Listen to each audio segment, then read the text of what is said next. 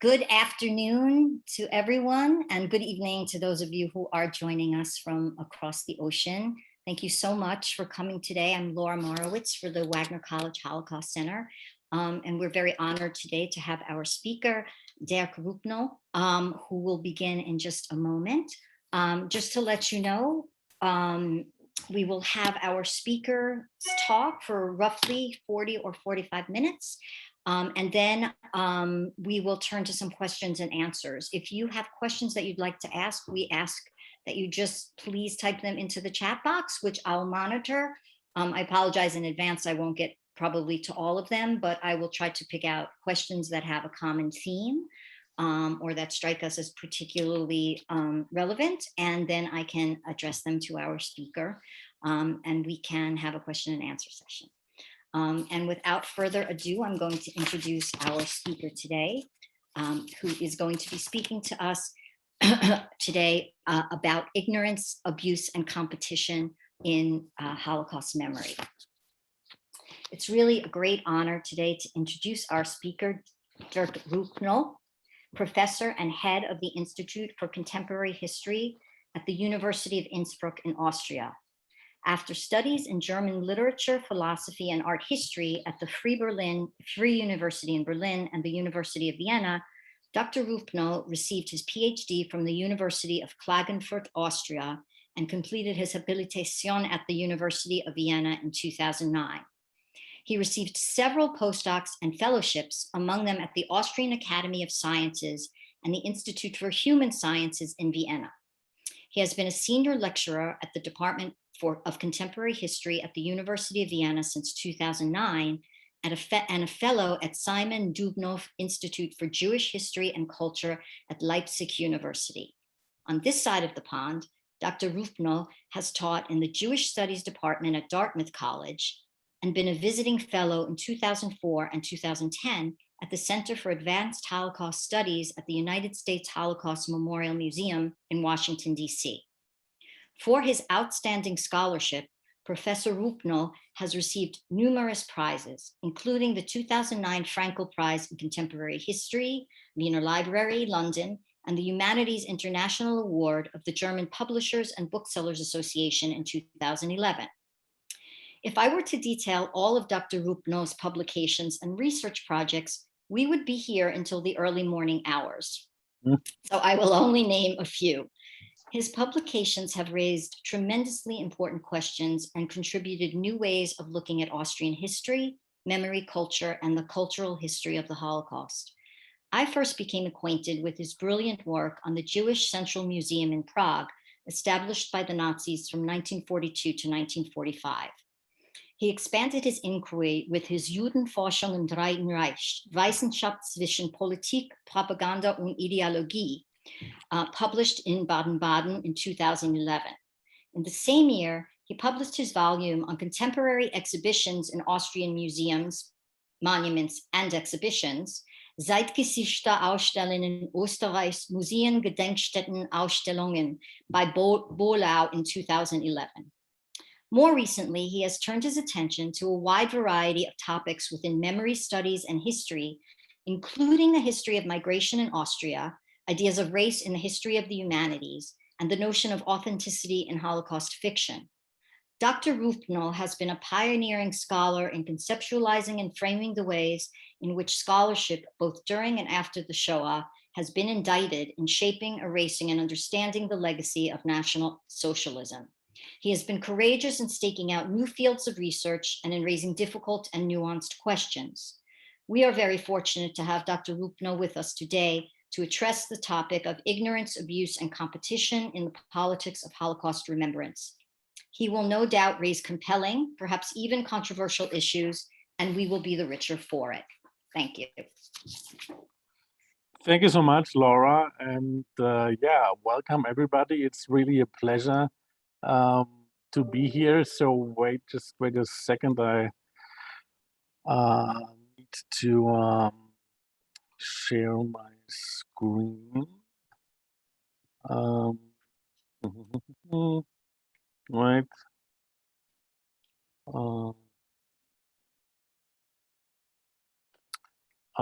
Wait a moment. The problem is I don't see. Does anyone know how I start the presentation format? Because I cannot see it here because of the Zoom stuff up there. Dan? Is it like F something? You know what I mean? Do you see the green button that says screen share?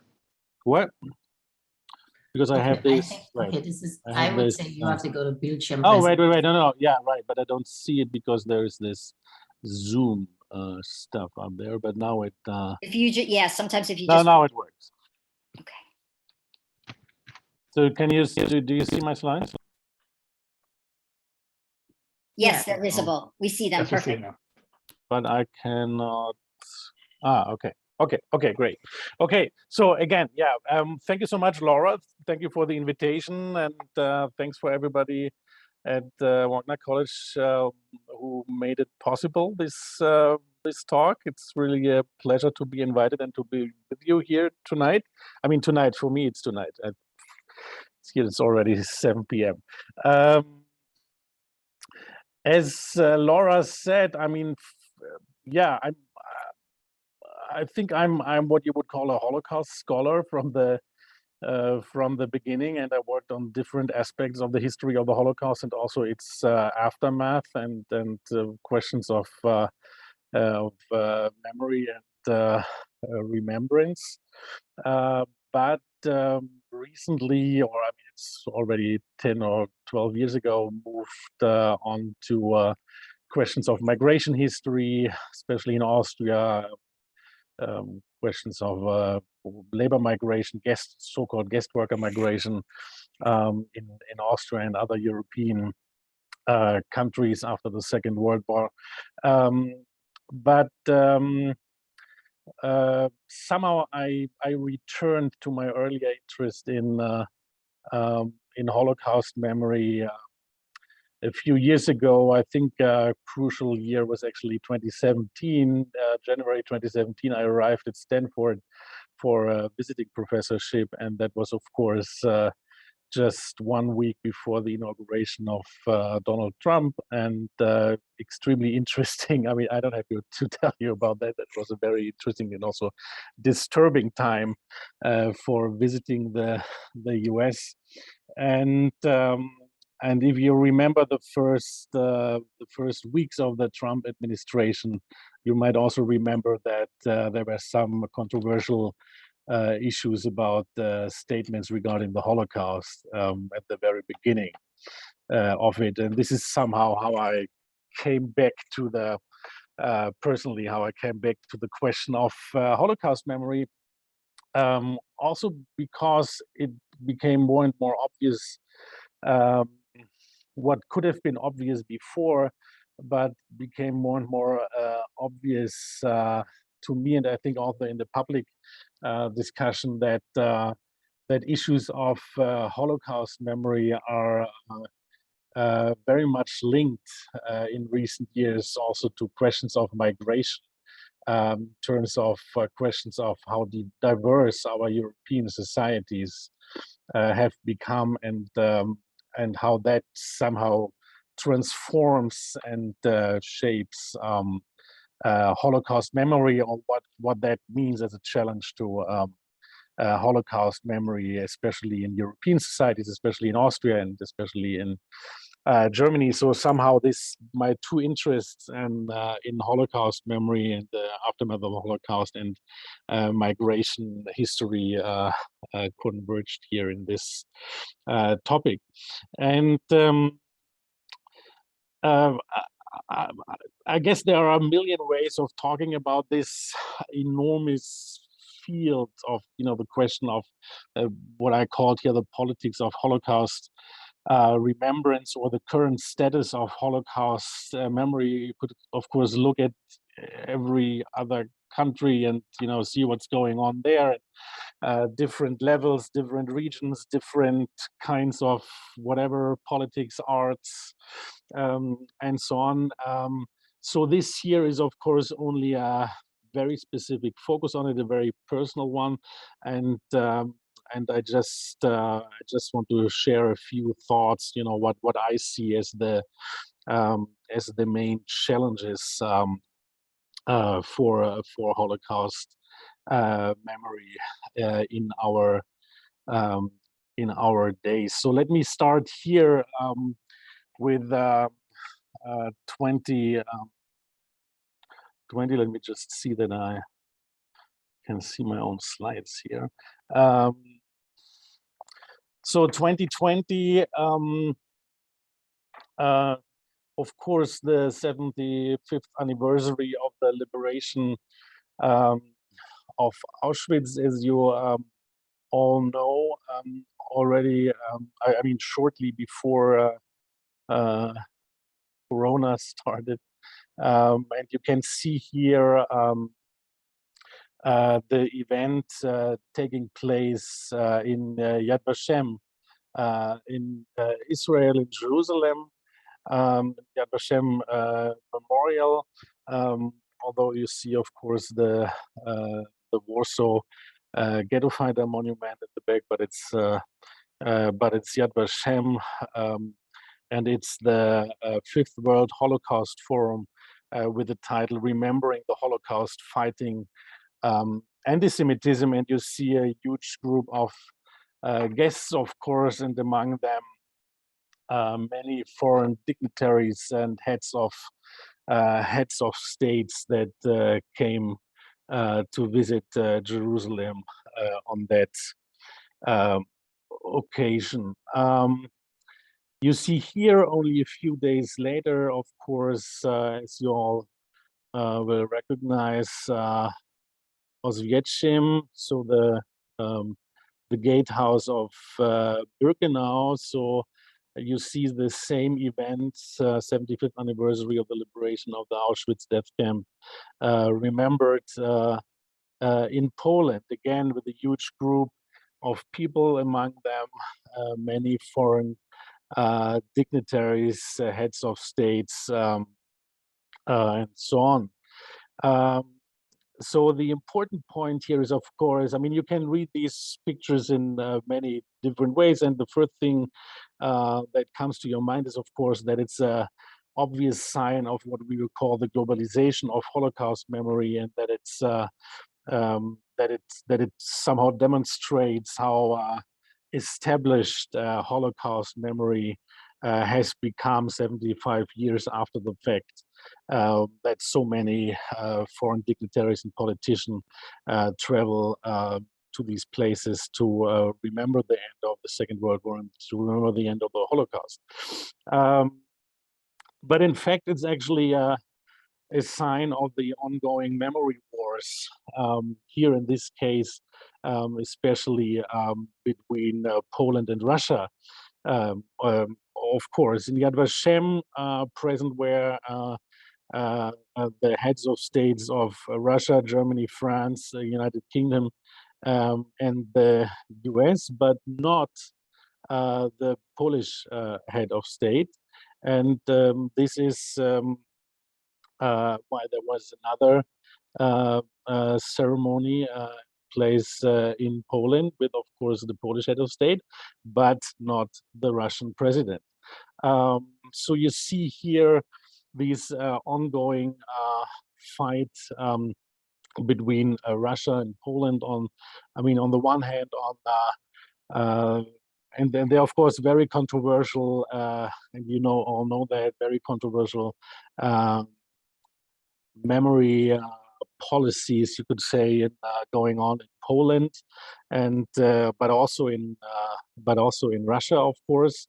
In recent years, I mean, you all know that very close colleagues of us, Jan Grabowski and Barbara Engelking, face charges in Poland because of these very specific memory laws that basically make it impossible to talk publicly about Polish co-perpetrators and during the Holocaust. You have, of course, here embedded in this whole discussion on the role of Hitler-Stalin Pact, the role of Russia, but also Polish anti-Semitism, and so on. So a very interesting observation. On the one hand, this sign or this image, how established and institutionalized Holocaust memory has become 75 years after 45. On the other hand, a sign how extremely conflicted also this this memory of the Holocaust and also of the Second World War is at the same time. Same year, 2020, a little bit later, May 7, also to remember the end of Second World War. Here, an article in the German news magazine, Der Spiegel, very important German weekly. And here the German foreign minister, Heiko Maas, and the head of the Munich Institute for Contemporary History, which you might know is one of the most important research institutions for contemporary history outside the universities in Germany, Andreas Wösching, together published a text commemorating the end of the Second World War, and stating that only Germany and Germany alone bears the responsibility. What's going on now? Am I doing that myself by a coincidence? I don't know. Ooh. How can I delete that? Do you know that? I don't know what that is. That is annotation that was turned on. Let me see. Touch the screen. Somebody touched the screen. No. Is it very disturbing for you, or can we just? No. It looks a little bit weird. If anybody touched the screen, if you wouldn't mind untouching it. No, it's not that. No, I think I did it. Yeah, it's him. I don't know. So maybe we it's just. okay. It's okay. Yeah, right. Heiko Maas, the German foreign minister, and Andreas Wösching, the historian, together in this contribution to the Spiegel, state that Germany alone carries the responsibility for the Second World War and the Holocaust, and who says otherwise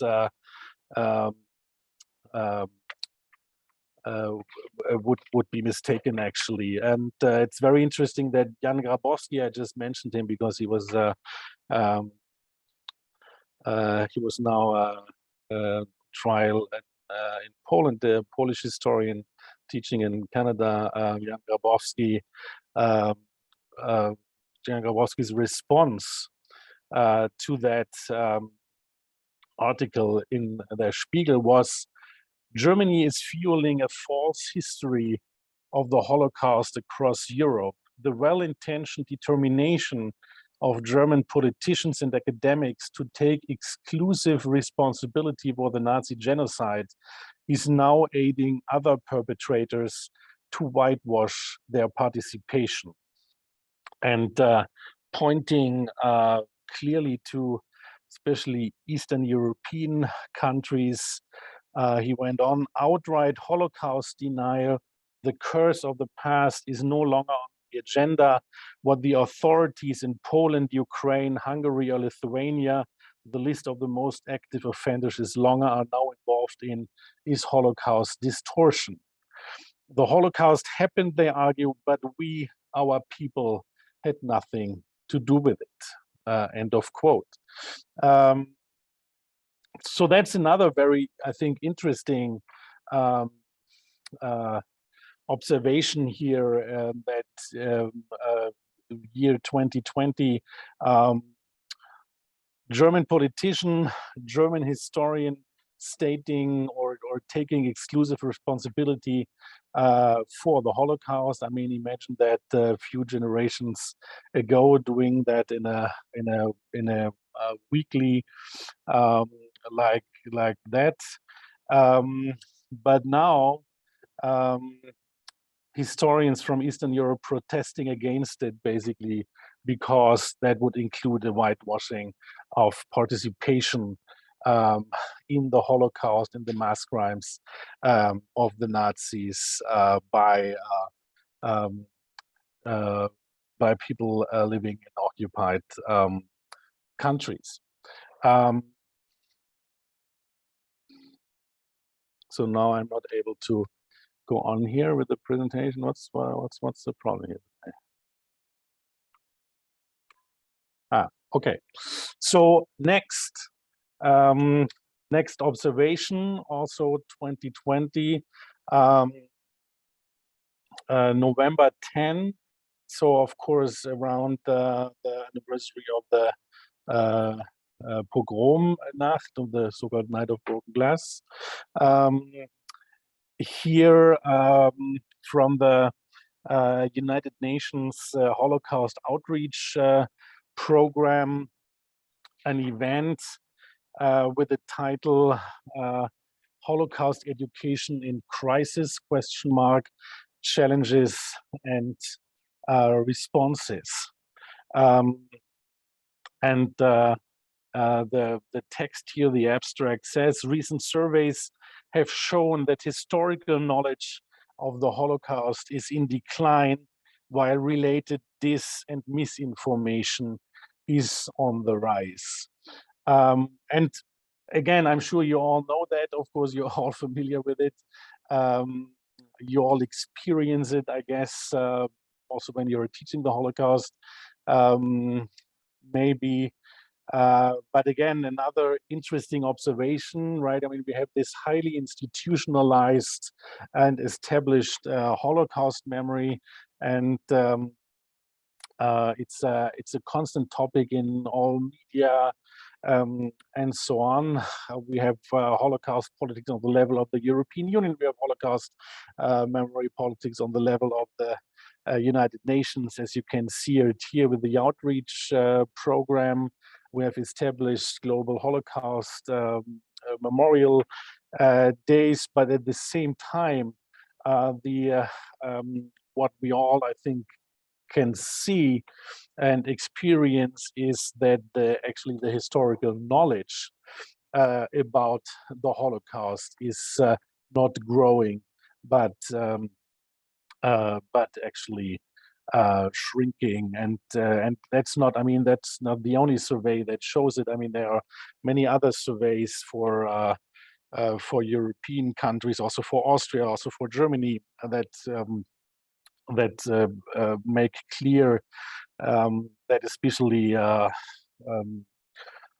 children in school, I mean, they might know the name Hitler, they might know the name Anne Frank, they might know Sophie Scholl, but that's pretty much it at the end. And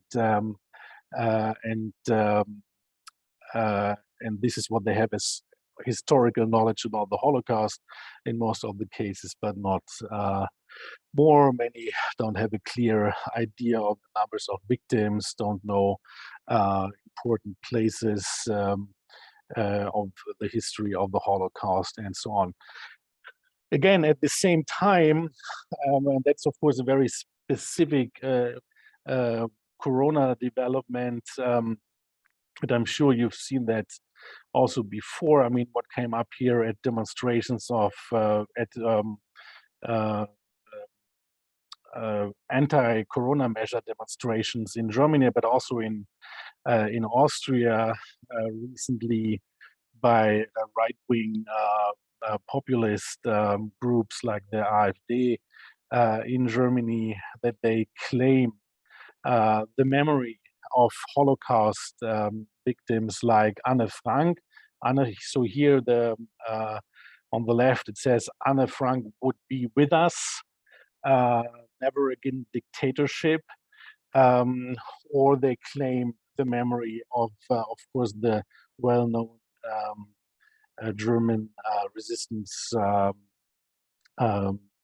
fighter Sophie Scholl here on the right side. I mean, that's also, of course, a very disturbing, I think, observation for us, seeing Anne Frank and Sophie Scholl claimed by right-wing populist movements in these demonstrations against corona measures.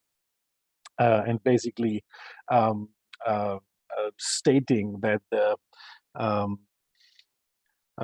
here in Germany, of course, the Merkel government is the new dictatorship, the new Third Reich, the new Nazis. So it is, of course, a total flip over of the whole situation.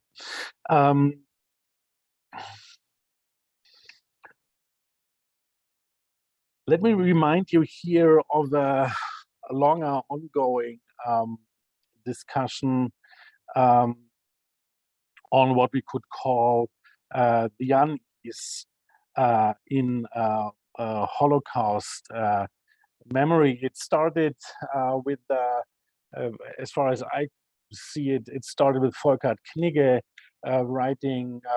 Volker Knigge was the director of the Buchenwald Memorial in Germany, an expert on Holocaust education,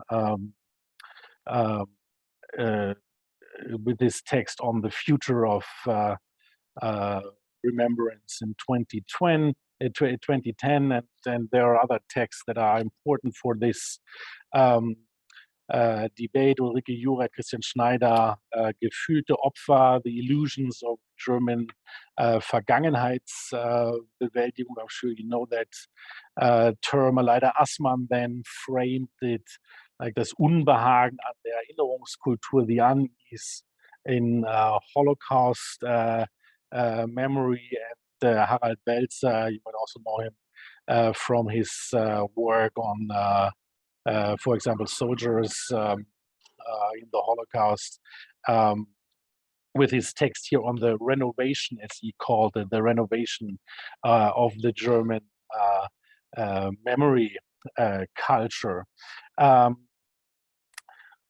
What brings these texts together, or what is basically the ongoing subtext of this debate on the unease and Holocaust memory is basically the feeling that Holocaust memory, also especially in Germany, has become highly ritualized, but at the same time very empty. And it has become a ritual, and all politicians can somehow relate to it, but it has become an empty political act to remember the Holocaust.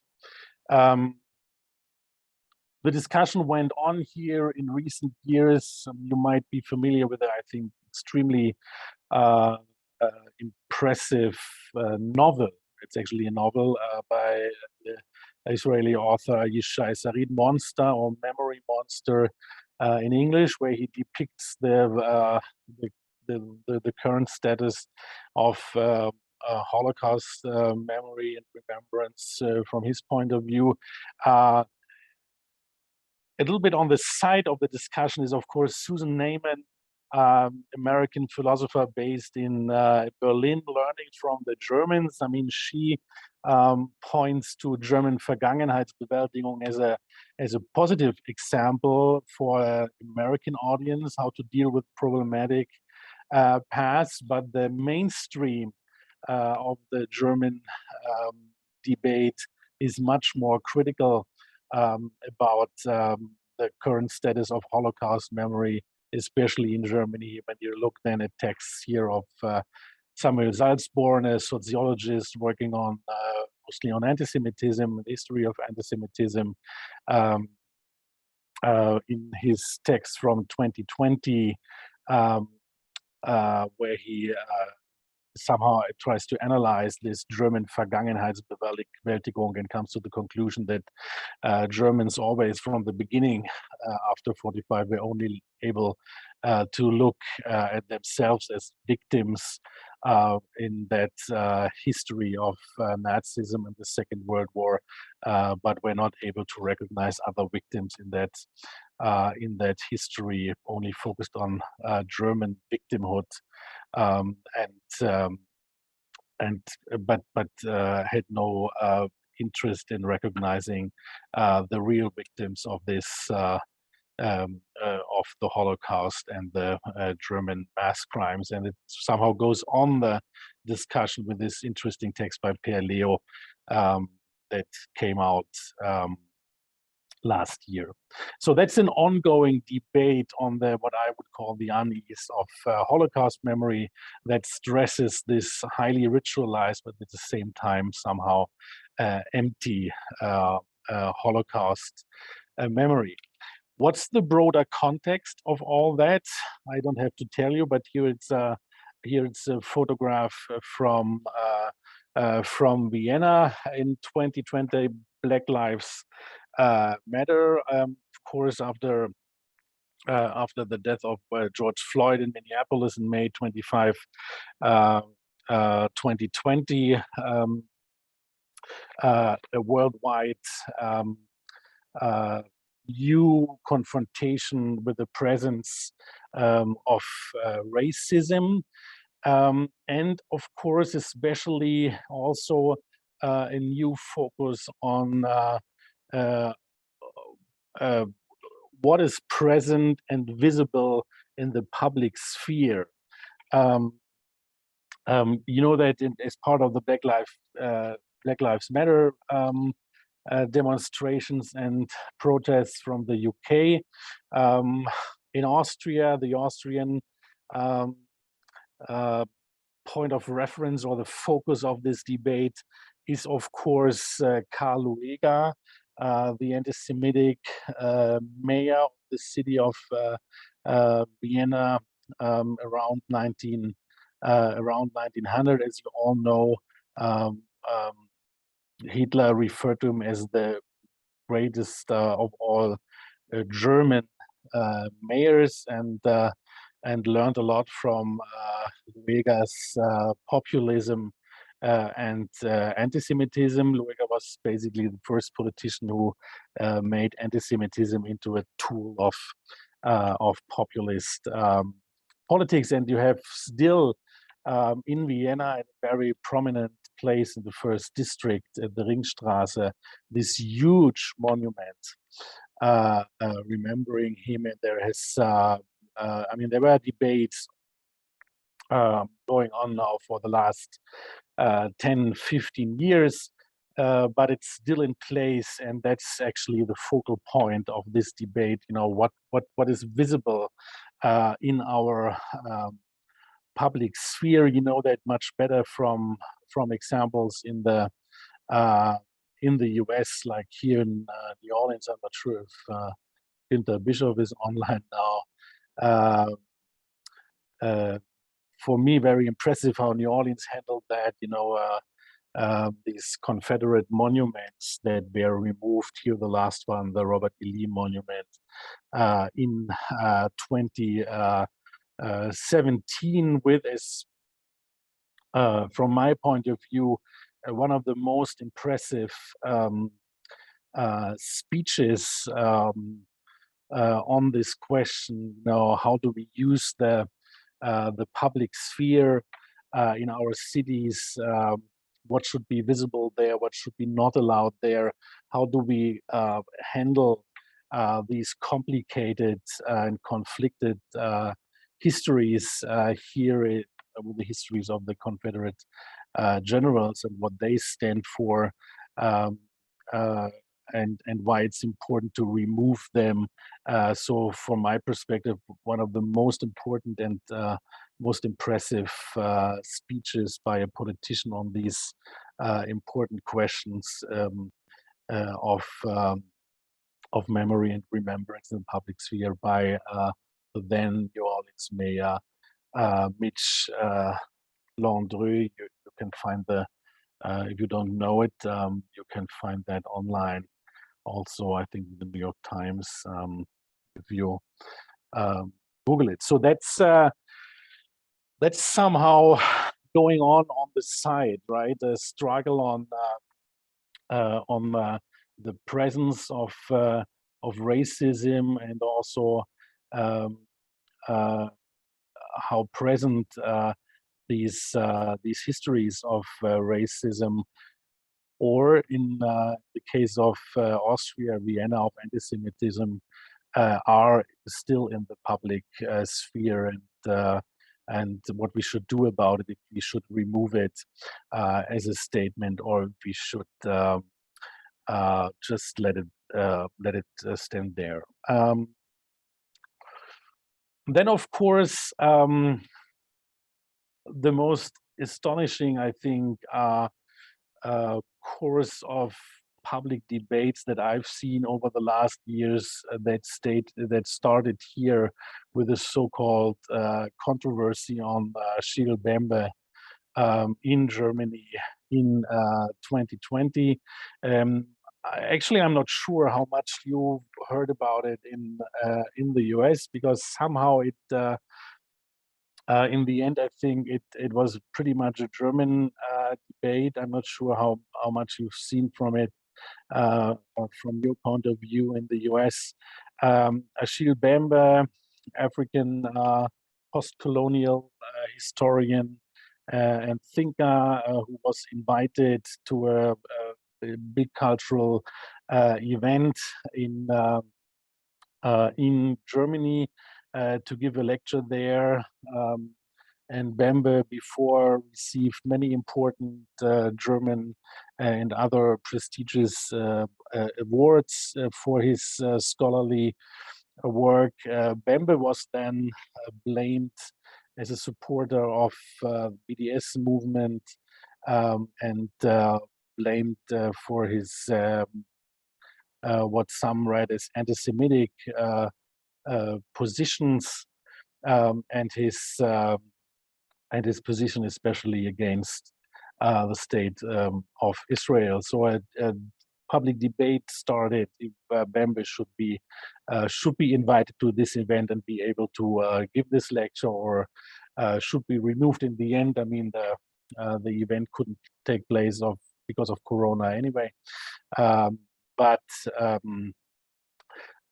it started a discussion in the German feuilleton, and that's one of the most intense discussions that we've seen, I think, over the last 1 or 2 decades. Started a very intense debate on the relationship between the history of colonialism and the history of the Holocaust, how they are intertwined or interlinked with each other, in how far the Holocaust can also be understood as a colonial crime, or needs to be seen in a broader context of the history of colonialism and of European mass crimes, so to say, or if the Holocaust has a very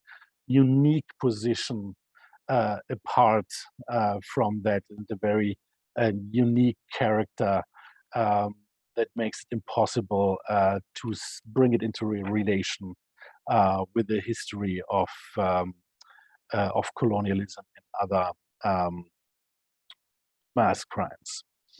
That, of course, brings up this what I pointed to at the very beginning, the question of what I call here post-migrant perspectives in countries like Germany and Austria, mostly, of course, in Germany.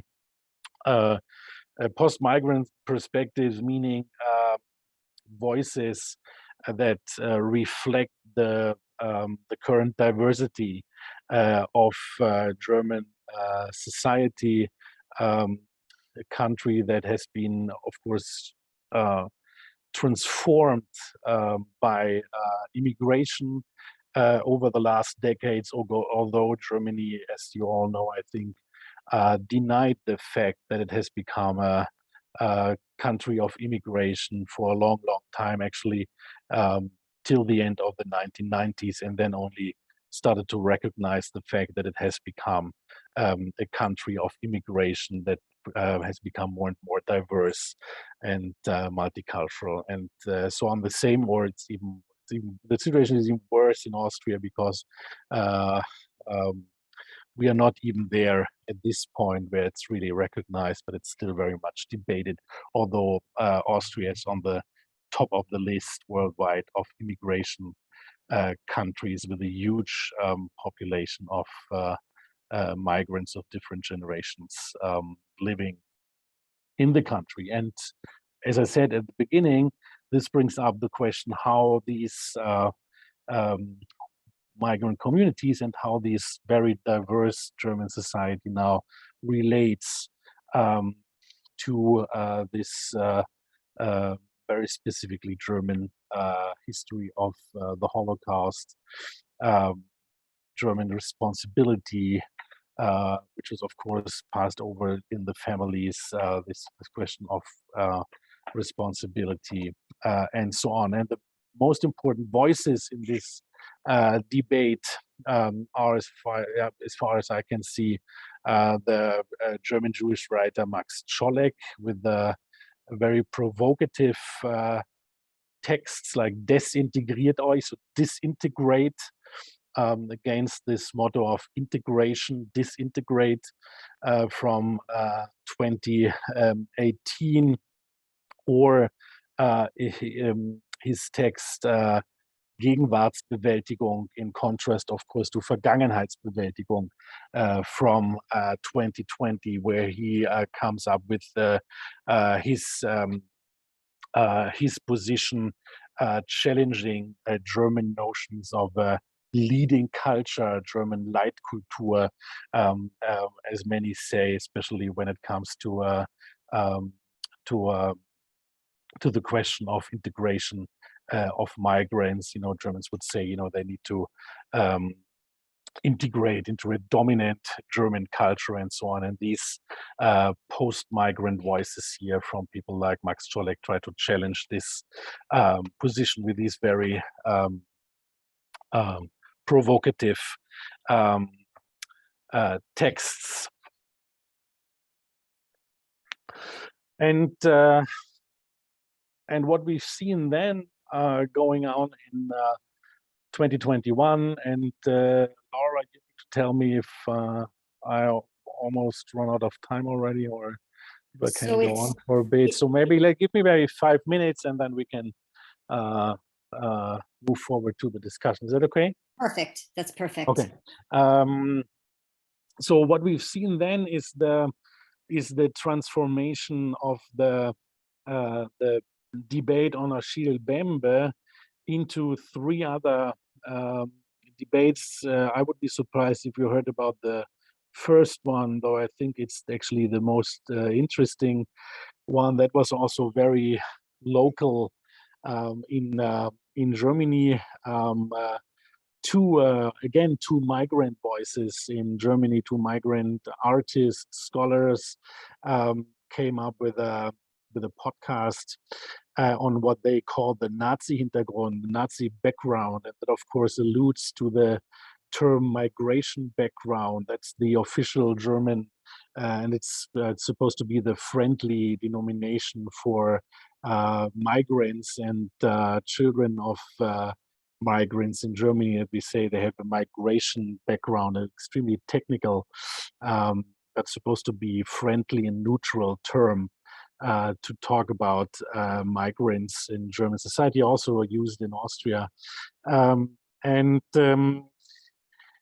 they alluded to that, of course, by using this phrase Nazi Hintergrund, a Nazi background, talking about German families, autochthonous German families that were already there during the Third Reich and made their fortune during the Third Reich, and how they handed over resources and money over the generations to their generation now in Germany and what that means for German society. That sparked an enormous debate again in the German feuilleton. People were outraged that two migrants discuss these issues of the German past and the history of Nazism, and of course said, I mean, so how can you relate to that? Which was extremely weird, of course, because when we talk about inclusion and integration in Germany, the first thing we expect from migrants is that they somehow also confront German history, and we expect them to know something about German history. But here it became clear. And this is why I think it's actually the most important and interesting of these discussions. It became clear that for this German culture of remembrance, it is very hard to stand when people who Germans think they are non-Germans, although they live in Germany and have German citizenship, but they are migrants. If they actively engage with the German past, with the past of Nazism and the Holocaust, and have a clear opinion on that. That is apparently not allowed in Germany, still not allowed, and seems to be somehow also almost a shock for the German audience that you have migrants involved in these discussions.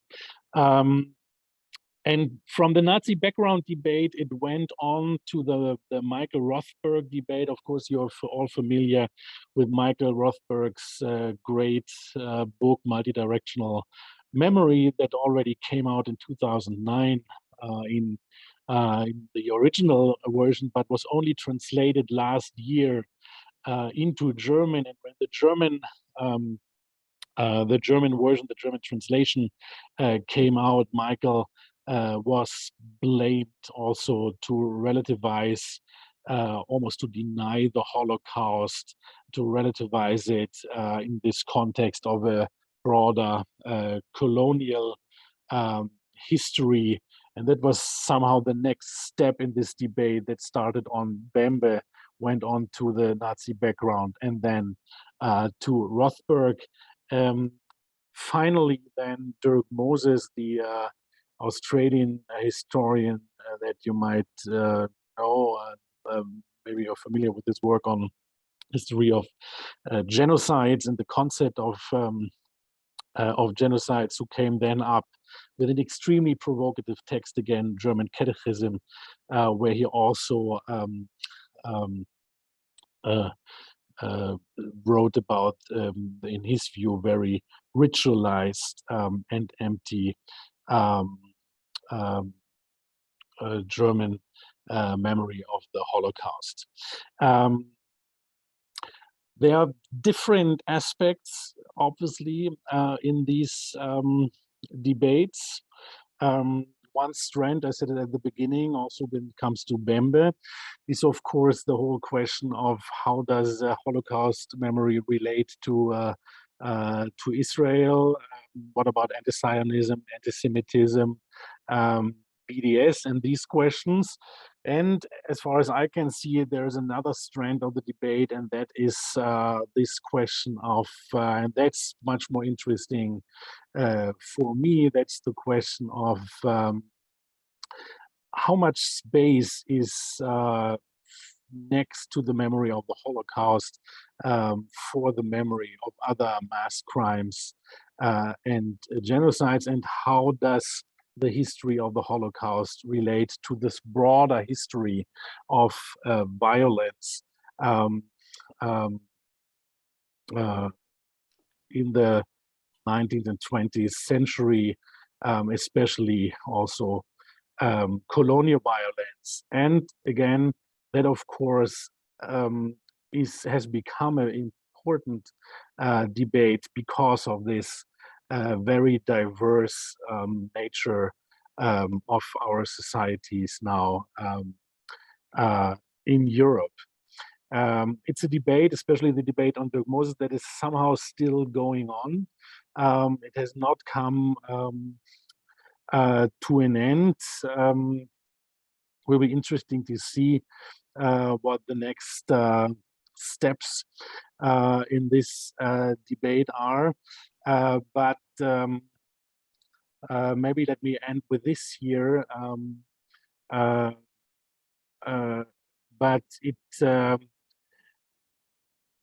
what it shows us, and I think this concept here that our colleague Gabriel Rosenfeld, who, as you all know, worked a lot on questions of Holocaust memory, came up with here.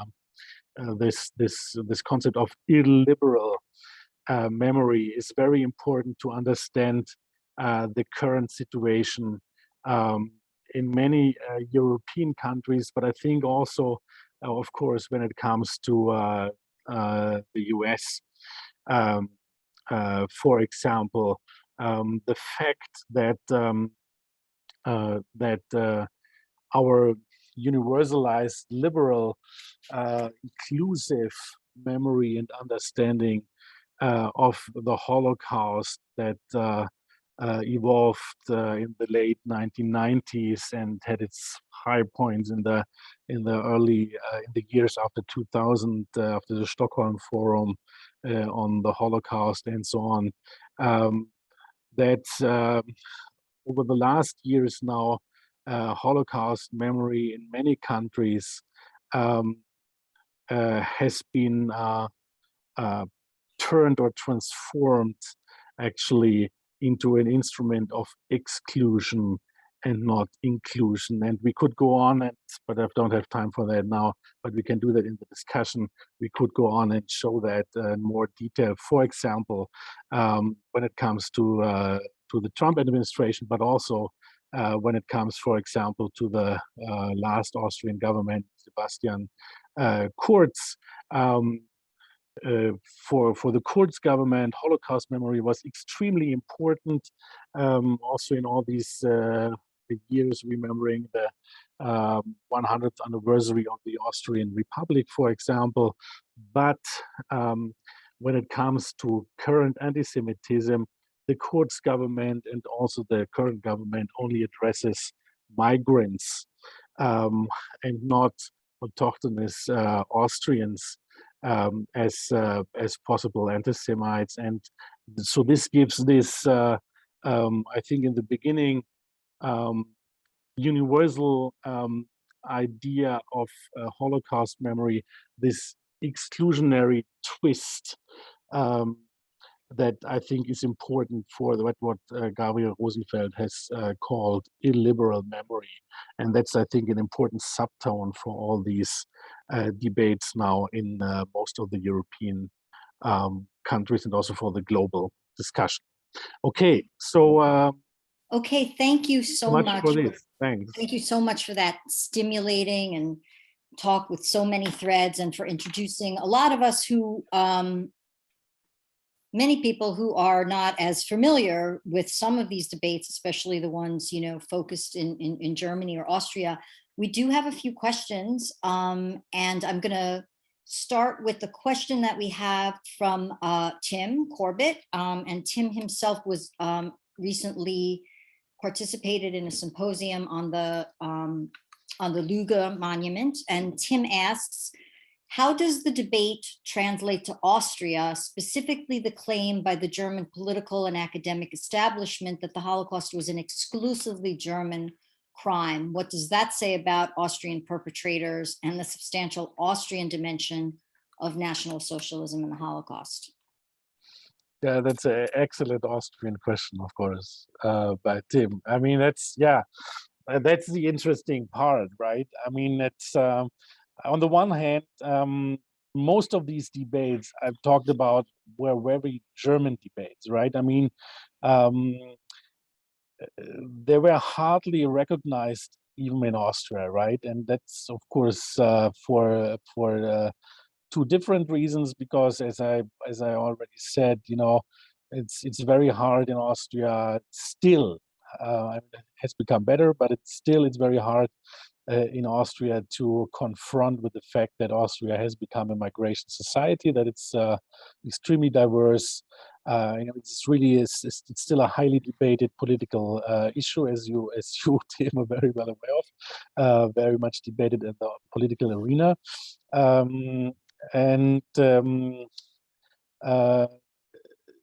so this is why there's still not really this debate that we've seen in Germany about this question, how the diversity of the society and migration challenges and also transforms Holocaust memory in Germany. And of course, at the same time, if you read this.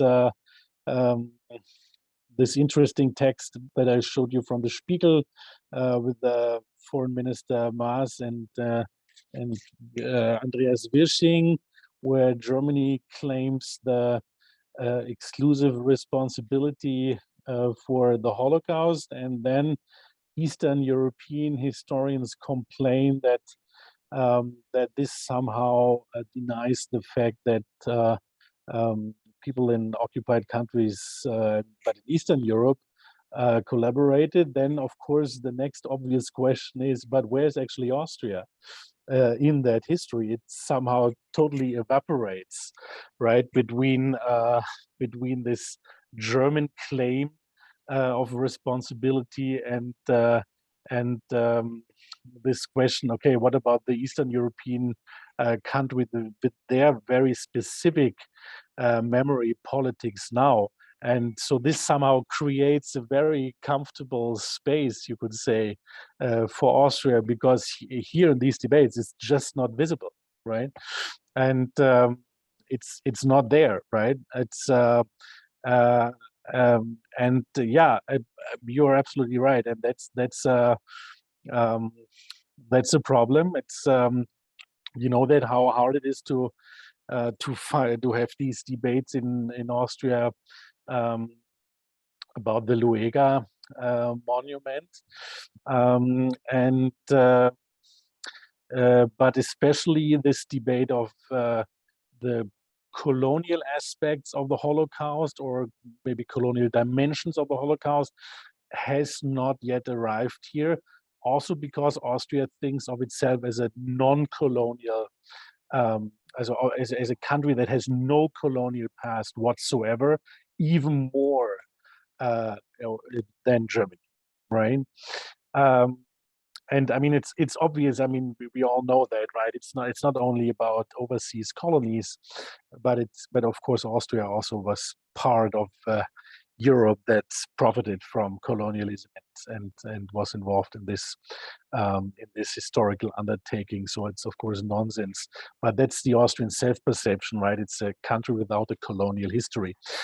So there are different aspects why this debate has still not arrived in Austria.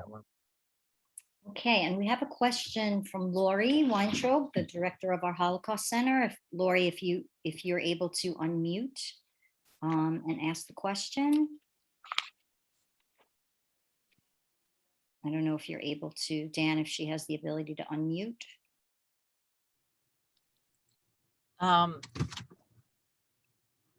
Sure. Hi. Hi, Dirk. Thank you for that really interesting talk. Brought up a lot of issues. I wanted to just start with gender, because you referenced Sophie Scholl, and that reminded me that, in these conversations, pointing the finger at Lueger or other male perpetrators, what is the place in your mind for gender in these debates in terms of perpetrators as well as resistance? Does that fit? How does that fit into the politics of Holocaust remembrance as you're looking at it? Does gender ever come up? I mean, you mean in these current debates? That's actually a very interesting question. I mean, of course, it's it's an interesting observation, right? I mean, when it comes to gender, that that they use Sophie Scholl and Anna Frank. So their gender is very obvious. Besides that, I'm not sure if gender plays an important role in these ongoing. I mean, again, besides, of course, research going on, right, of gender aspects in Israel. I mean, that's very important. Has become very important in the field, also in research in Germany and Austria. I mean, all different aspects of the gender and part of the Holocaust and the aftermath. In this current debates that I try to show you here, I'm a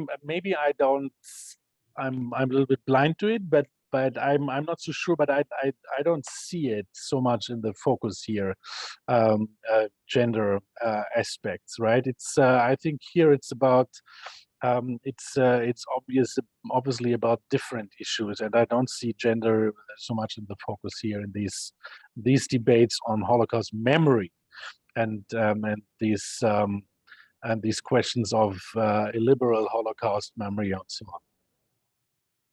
But maybe I might be wrong, right? But I don't see it really. I wouldn't be surprised to see that it wasn't very important, but I just wanted to bring it up. I actually have a question as well. I'm not really sure if I've thought through this question completely, but I'm just wondering if you can reflect on, or if you've thought about or reflected on this relationship between what we can call, this sort of trivialization of the Holocaust in popular culture, something that Gabriel Rosenfeld and others, this sort of literature has taken on, and what, if any, is there a relationship to, you use the phrase sort of empty political acts, and what is the relationship? Sometimes it almost feels like there's a a kind of inverse relationship with right. The amount, or that it's become sometimes quantity over quality, and I just wondered if you could speak to that at all. Right. I mean, that's a great question, and I think you're absolutely right. It's somehow an inverse relationship, right? And you can, I mean, this is for example what struck me.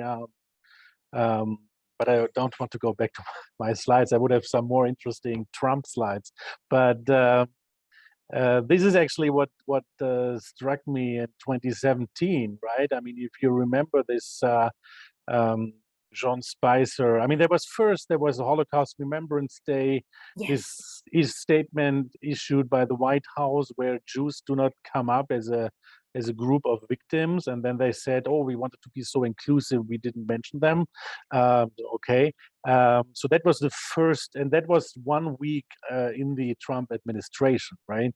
1 week after the inauguration, and then different things came up, right? I mean, there was this John Spicer press conference coming up with the weird Hitler gassing comparisons with Assad. And they made perfectly clear that he has no clue whatsoever about the history of the Holocaust, right? I mean, talking about historical knowledge. But at the same time, it is so clear that these comparisons are so present, right? And that's the interesting observation, I think, right? And the history. So on the one hand, the history of the third, and that's also what you can see in all these other things that I came up with, this Holocaust education in crisis question and so on, right? I mean, there is an enormous, as you also said, there's an enormous presence of the history of the Holocaust, right? Different media, very institutionalized, political, official events, memorials, movies, of course, in schools. I mean, very present in schools and school curricula. So there's this enormous presence. At the same time, there is this this shrinking knowledge, right? Somehow this what you could call historical illiteracy. At the same time, right, people know about Hitler and they know something about gassings, but they don't know the real, they don't have the facts straight.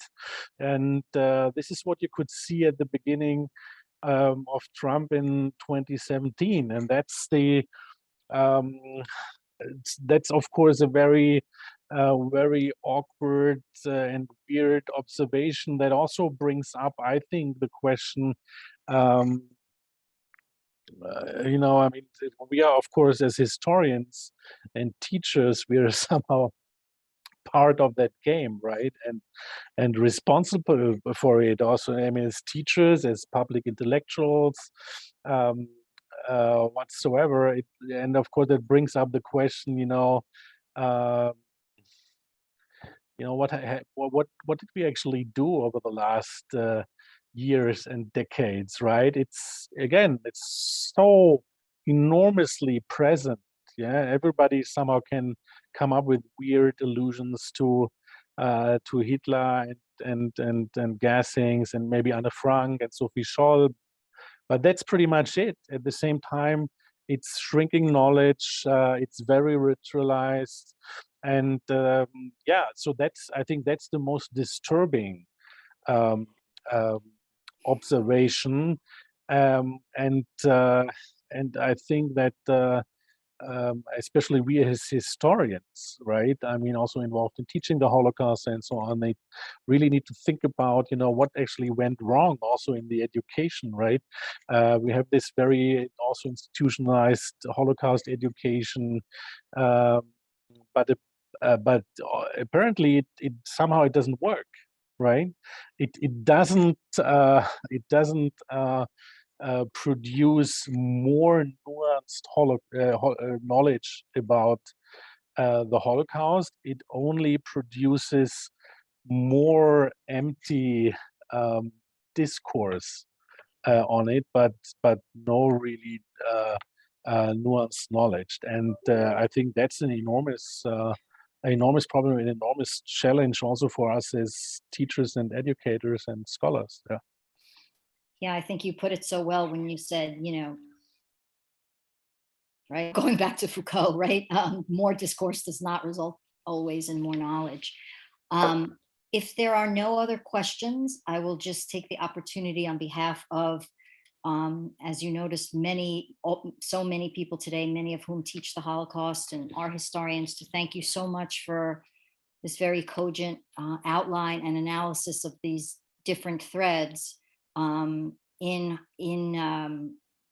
Holocaust teaching and competition and the illiberal use of it. And it is a huge topic that seems to be growing, and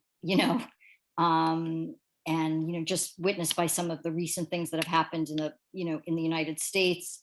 Just, I can't remember anymore if it was last week we had the whole Whoopi Goldberg debate. Whoopi Goldberg, yeah, right? exactly. Exactly as you're saying, denying Yes. probably one of the most fundamental aspects of the Holocaust. And then of course also censoring of Maus, which fortunately has backfired, and I think every kid in Tennessee is now going to get a free copy. Right. But certainly, goes back to some of the things you were saying about this being a still very live and central sort of hot wire, and all of the political implications of that. So I thank you sincerely, and really for stimulating us so much with this talk and with these lines of inquiry. So thank you very much, and thank you to everyone today who was here and present with us and joining us in the middle of the afternoon or getting close to bedtime or wherever you're listening from. So thank you again very much. Have a good evening. Thank you, Laura. It was a pleasure, and thanks to the audience. Bye-bye. Bye-bye.